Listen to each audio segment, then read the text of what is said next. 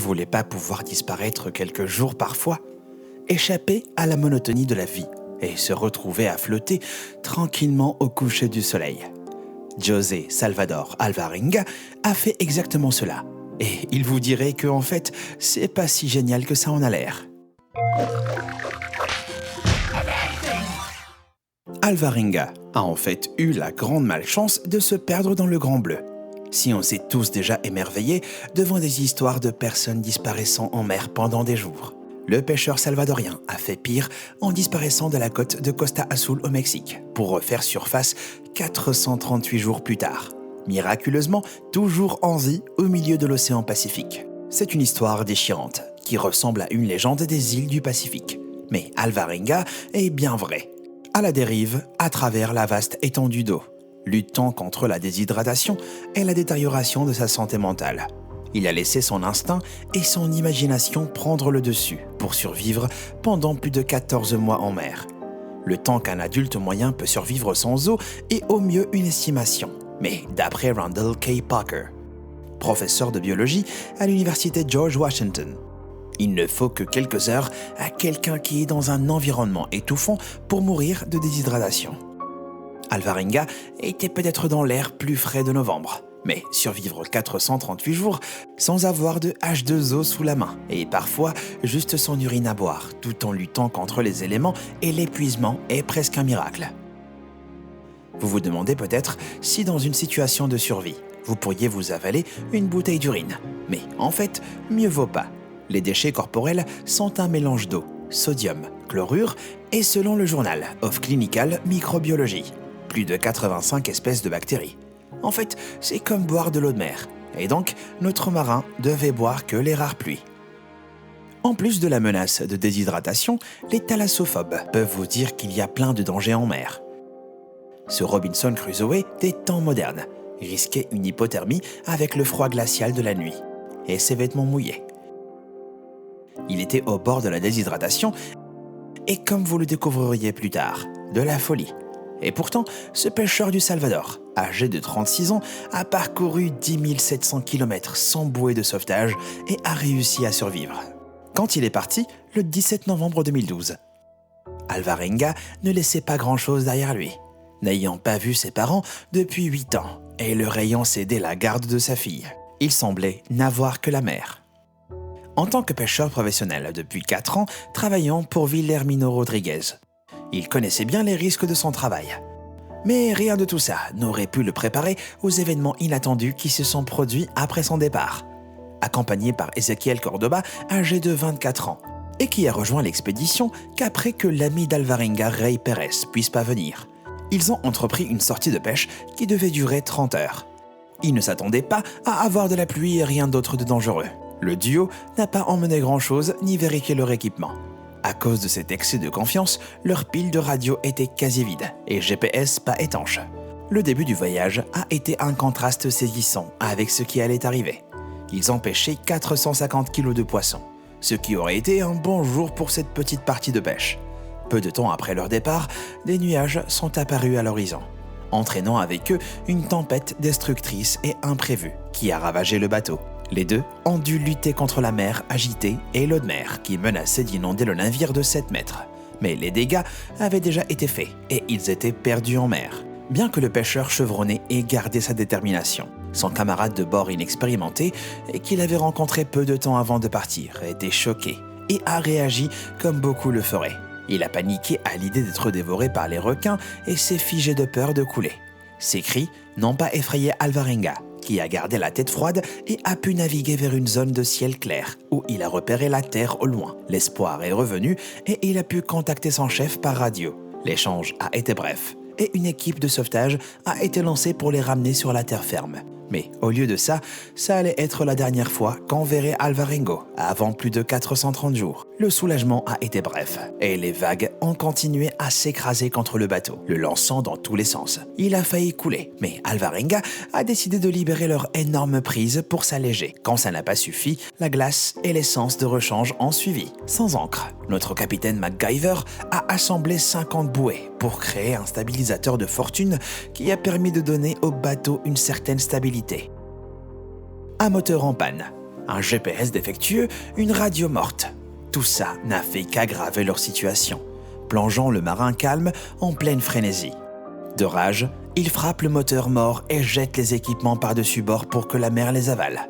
Quand l'air est devenu froid et que la pluie a refusé de leur laisser un moment pour se sécher, les marins ont retourné la grande glacière et l'ont utilisée comme abri.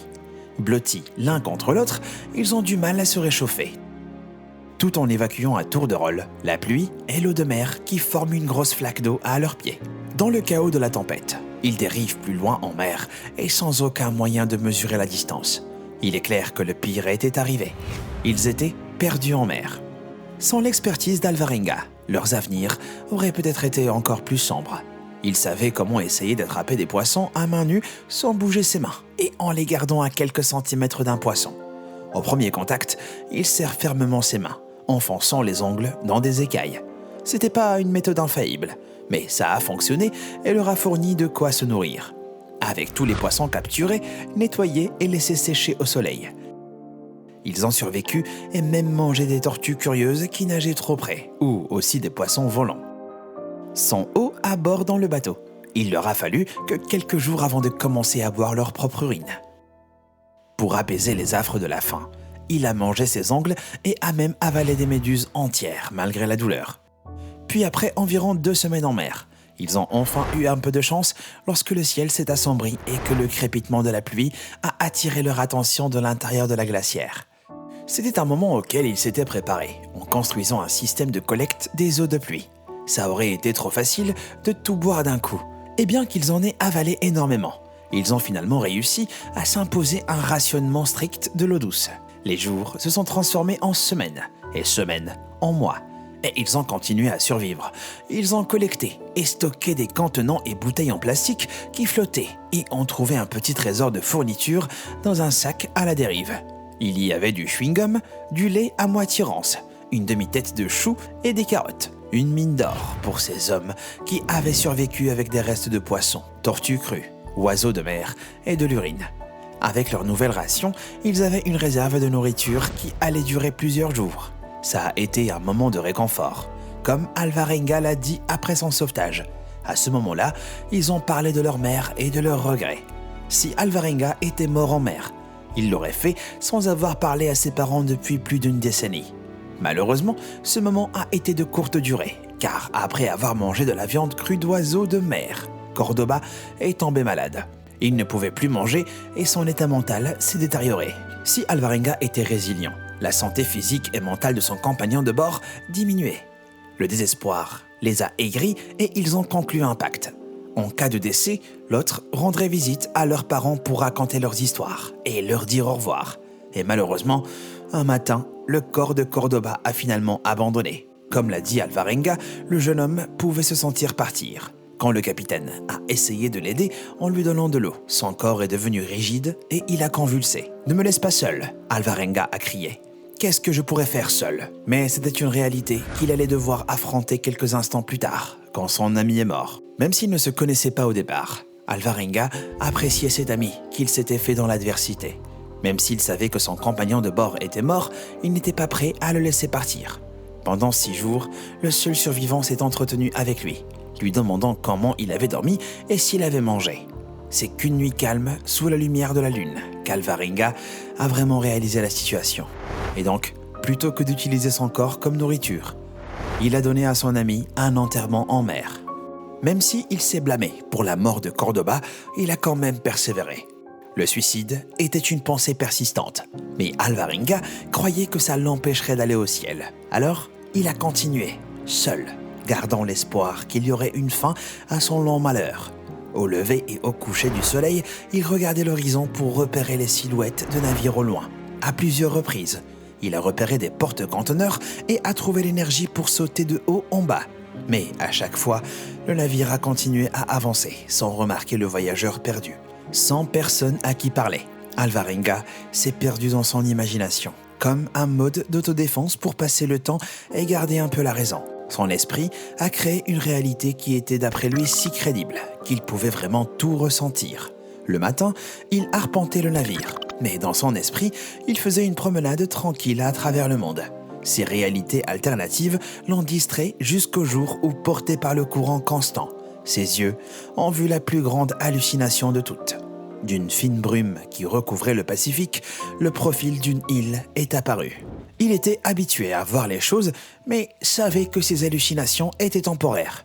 Plus il regardait cette image, plus il se rendait compte que si elle était réelle, il devait s'assurer que son bateau continuait à dériver vers elle.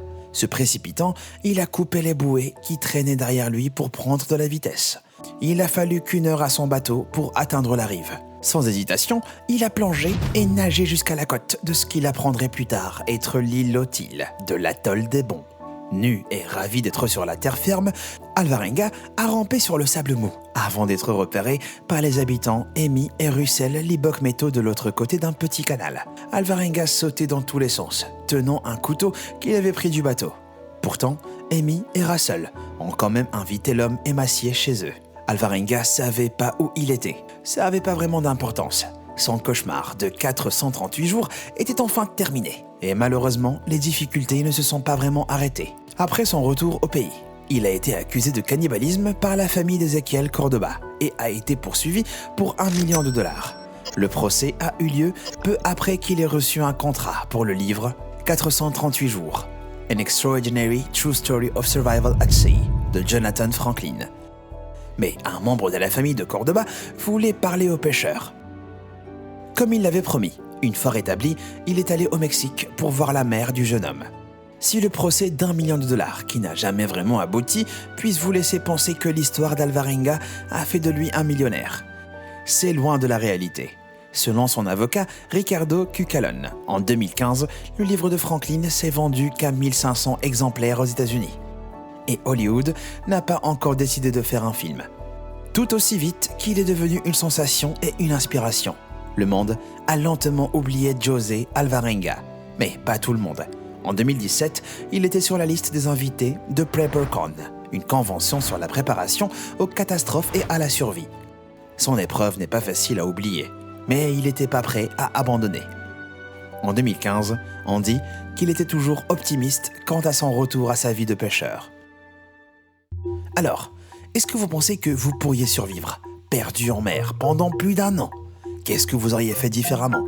Dites-le moi dans les commentaires et merci d'avoir regardé. Et comme toujours, à bientôt.